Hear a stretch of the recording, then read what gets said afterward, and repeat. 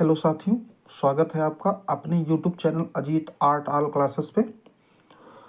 आज हम आप लोगों के लिए यूपी टीजीटी आर्ट सिलेबस का जो सिलेबस है पूरा वो हम लेकर के आए हैं, क्योंकि परीक्षा आपकी अप्रैल में आयोजित होनी है। डेट आ चुकी है 11-12 अप्रैल। ठीक है, तो इसके जो चलते बहुत लोग तैयारी कर रहे हैं, बहुत लोग कंफ्यूज भी हैं कि कहाँ से हम पढ़ें, कौन कौन से टॉपिक से कहाँ से प्रश्न बन के आते हैं।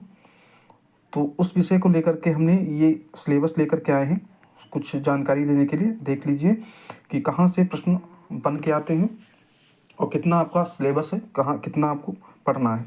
ठीक है, तो एक एक करके समझ लीजिए।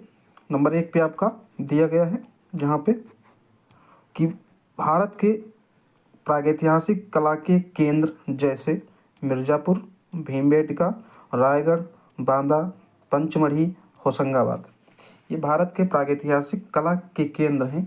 ठीक है, स्थल हैं या क्षेत्र हैं, तो उनके बारे में आपको पढ़ना है। यहीं से प्रश्न बन के आते हैं। ठीक है, कुछ और भी स्थल हैं, वो आपको हम आने वाली वीडियो में जो हम आपको थ्योरी क्लास देंगे वो हम बाद में बताएंगे। लेकिन जहाँ अभी जो ये सिलेबस दिया गया है, जो दिख रहा है आपको, इसमें इतना ही उल्लेख किया गया है। जो कुछ चीज़ें भी छुट्टी भी हैं वो बाद में बताएंगे। उसके बाद दूसरे नंबर पे दिया गया है सिंधु घाटी सभ्यता की कला।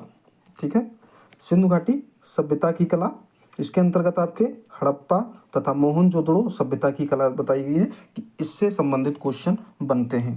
ठीक है, लेकिन इसके अंतर्गत आपको धौलावीरा, कालीबंगा, लोथल इत्यादि जो और स्थल हैं उसके बारे में भी पढ़ना होगा, क्योंकि यहाँ से इतना ही पढ़ करके जाना ये हमारे लिए अच्छा नहीं होगा, क्योंकि बहुत से क्वेश्चन होते हैं जो आपको पता भी नहीं होता। कुछ लोगों का ये भी रहता है कि समझ लेते हैं कि इतना ही सिलेबस है, इसके बाहर से कुछ नहीं आएगा।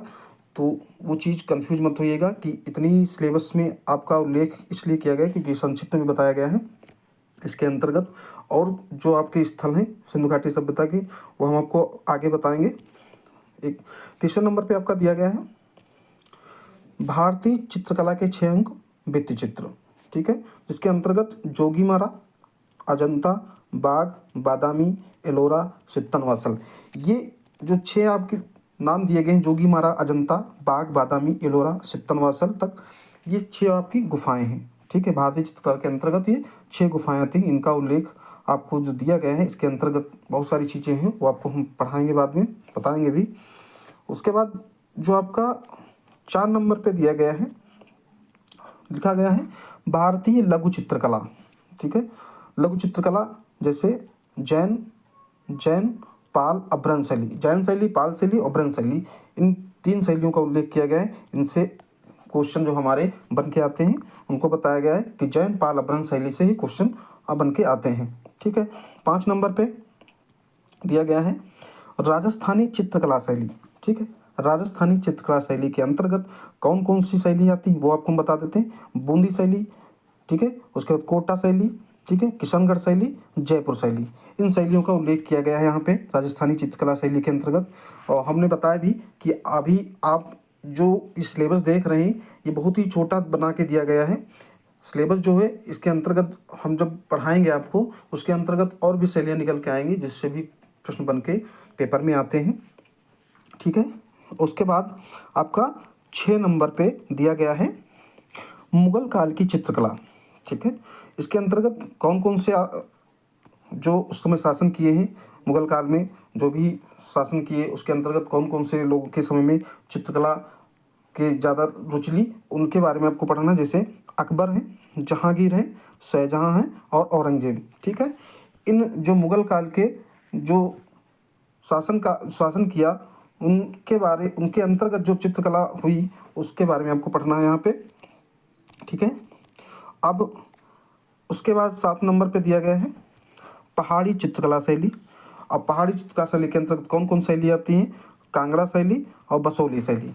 इसमें केवल 2 ही शैलियों का उल्लेख किया गया है कांगड़ा, इसमें पहाड़ी चित्रकला की शैली के अंतर्गत, जबकि पहाड़ी चित्रकला शैली के अंतर्गत और भी शैलियाँ हैं जो हम आपको आगे क्लास पढ़ाएंगे, उसमें आपको हम बताएंगे भी कि और कुछ शैलियाँ छुट्टी हैं जिनका उल्लेख इसमें नहीं किया गया है, वो हम आपको बाद में बताएंगे। उसके आगे दिया गया है 8 नंबर पे बंगाल शैली एवं उनके कलाकार। तो इसके अंतर्गत कौन से कलाकार आते हैं वो देख लीजिए। अवनींद्रनाथ ठाकुर, नंदलाल बसु, ठीक है, असित कुमार हलदार, डीपी राय चौधरी और चितिंदर मजूमदार। सिर्फ 4 या 5 कलाकारों का उल्लेख किया गया यहाँ पे। कलाकार और सारे हैं, ठीक है। ये कंफ्यूज मत होइए कि इतने ही कलाकारों से संबंधित प्रश्न पूछे जाएंगे, नहीं। ये बिल्कुल भी कतई दिमाग में मत रखिएगा कि इतने ही कलाकार हैं, और सारे कलाकार हैं बंगाल शैली के, वो हम आपको आगे बताएंगे। यहाँ पे 9 नंबर पे दिया गया है समसामयिक चित्रकला एवं उनके मुख्य कलाकार, ठीक है। तो इसके अंतर्गत कौन कौन कलाकार दिए गए इसमें, तो पहला देख लीजिए, Raja Ravi Varma, Rabindranath Thakur, Gaganendranath Thakur, Amrita Shergil, N S. Bendre, K S. Kulkarni, M F. Husain, K H. Ara, Yamini Roy, K Hebbar. ये इतने कलाकार दिए गए हैं, ठीक है। इसमें भी कुछ कलाकार भी बहुत, कुछ नहीं, बहुत सारे कलाकार छुटे हुए हैं, जो आगे आपको क्लास में मिलेगी वो उसमें हम सब बताएंगे। यहाँ पे इतने ही कलाकार केवल उल्लेख किया गया है। यह आपका समसामयिक चित्रकला एवं उसके कलाकार हैं, ठीक है। मुख्य कलाकार जो हैं बताए गए हैं, ताकि कलाकार आगे और हैं वो बाद में बताएंगे। 10 नंबर पे देखिए लिखा गया है कला के तत्व।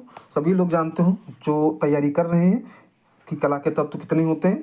इसमें वही बताया गया है, दिखाया गया है, रेखा, आकार, वर्ण, तान, पोत, अंतराल, ठीक है। ये आपके जो कला के तत्व हैं वो 6 होते हैं, सभी लोगों को पता है। उसी के बारे में आपको पढ़ के जाना है, या उसी से संबंधित क्वेश्चन बन के आते हैं, ठीक है। उसके बाद 11 नंबर पे दिया गया है चित्र संयोजन के सिद्धांत, ठीक है। चित्र संयोजन के सिद्धांत जो हैं, इसमें पहले नंबर 1 पे दिया गया है सहयोग, सामंजस्य, फिर संतुलन, फिर प्रभाविता, फिर लय, अनुपात, परिप्रेक्ष्य और उसका चित्रकला में महत्व, ठीक है।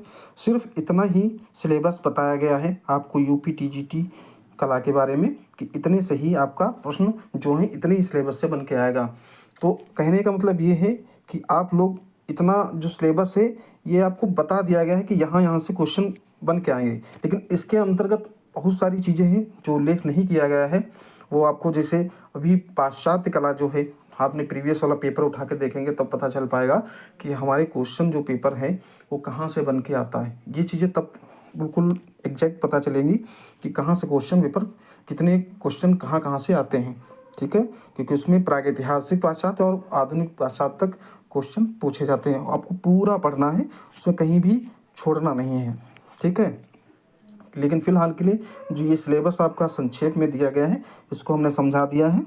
और किसी को अगर कोई भी डाउट हो तो कमेंट बॉक्स में कमेंट कर सकता है, पूछ सकते हैं आप हमसे, हम आपका जवाब ज़रूर देंगे और कोशिश करेंगे कि आपको किसी भी चीज़ की कन्फ्यूजन ना रखें, ठीक है। और ज़्यादा से ज़्यादा लोगों को जो है वीडियो शेयर करिए और लाइक भी करिए, और सब्सक्राइब भी खुद किए हैं, नहीं किए हैं तब भी करिए, और दूसरों को भी करवाइए, ठीक है। इससे हमारा उत्साह बढ़ेगा। तो हम आपके लिए आने वाले समय में आपकी टीजीटी की क्लास भी डालने वाले हैं, वो भी आपको मिलेगी जल्दी से जल्दी, ठीक है। ओके, राधे राधे।